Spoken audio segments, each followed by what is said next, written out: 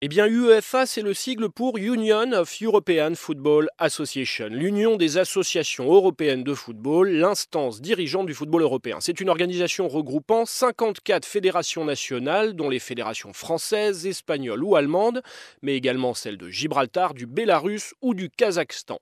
C'est la fédération continentale la plus riche du monde, avec des recettes de plus d'1,7 milliard d'euros par an.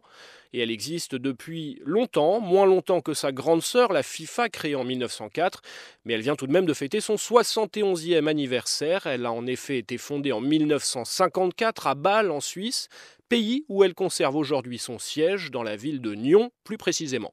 À l'époque, les nations européennes qui avaient toujours gardé la main sur la FIFA, la Fédération internationale de football, doivent faire face à l'influence grandissante des autres pays, et en particulier ceux d'Amérique du Sud.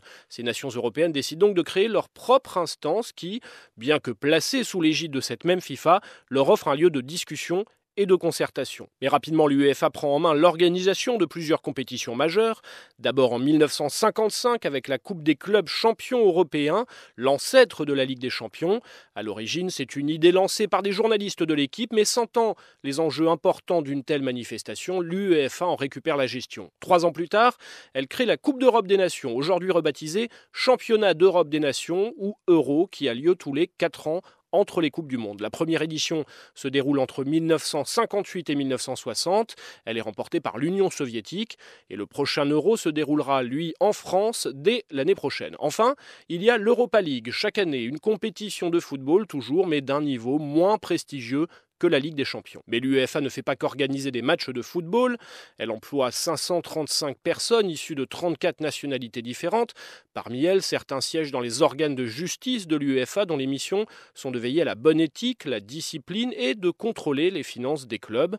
Et puis il y a aussi son président, un rôle important assumé depuis 2007 par le français Michel Platini, candidat à la présidence de la FIFA.